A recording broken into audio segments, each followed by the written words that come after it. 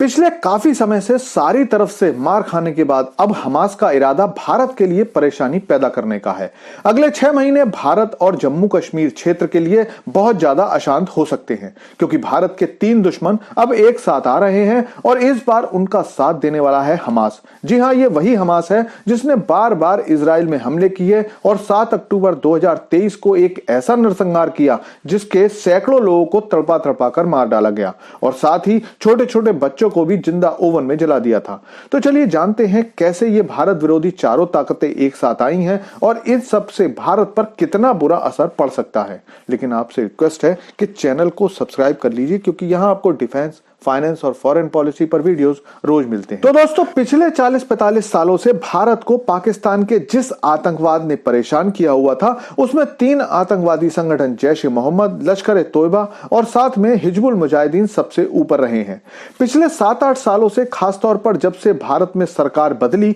तब से इन तीनों द्वारा की जाने वाली आतंकवादी घटनाएं काफी कम हो गई हैं। वरना 1990 से 2010 और 12 तक तो पाकिस्तानी सरकार की मदद से ये संगठन जब जिस शहर में चाहते थे उसमें आतंकवादी घटनाएं करते थे। इनकी खूनी वारदातों में हजारों लोग मारे गए, सैकड़ों सैनिक मारे गए, लेकिन काफी समय से बिल्कुल बेकार हो चुके संगठन एक बार फिर से पाकिस्तानी सेना की मदद से भारत को नए जख्म देने की तैयारी कर रहे हैं। दरअसल भारत की खुफिया एजेंसी के अनुसार इसी महीने की 5 तारीख को पाकिस्तान में एक रैली हुई। ये रैली पिछले 5 सालों से हर साल इस्लामाबाद और रावलपिंडी में होती जाती है और 5 फरवरी को पाकिस्तानी सरकार ने कश्मीर एकजुटता दिवस का नाम दिया है। इस रैली के माध्यम से पाकिस्तानी सेना, सरकार और कट्टर संगठन उस कसम को दोहराते हैं जिसके अनुसार एक दिन इस्लामी गणराज्य मुस्लिम बहुल भारतीय क्षेत्र जम्मू और कश्मीर पर कब्जा कर लेगा। लेकिन इस बार की यह रैली इसलिए खास थी क्योंकि इस बार इसमें पाकिस्तानी प्रधानमंत्री शहबाज शरीफ,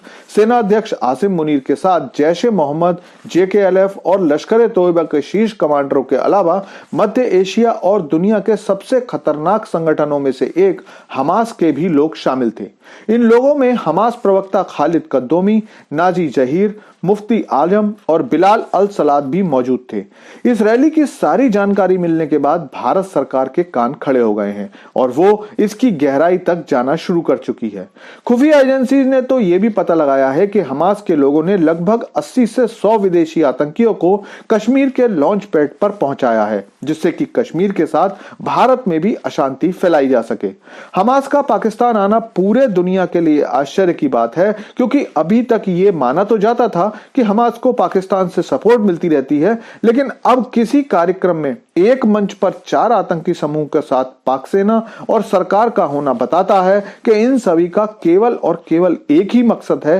कि वो कश्मीर में 1980 के दशक की अशांति फिर से फैलाना चाहते हैं। हालांकि 7 अक्टूबर को हमास ने इजराइल पर जो हमला किया था, उसमें इस बात के सबूत सामने आए थे कि हमला करने वाले आतंकवादियों को पाकिस्तानी सेना ने भी ट्रेनिंग दी थी। हमास के इस हमले में 1200 से ज्यादा लोग मारे गए थे, जिसके बाद इजराइल ने हमास के गढ़ गाजा और वेस्ट बैंक पर ऐसा तांडव मचाया जिसके बाद हमास की कमर ही टूट गई है।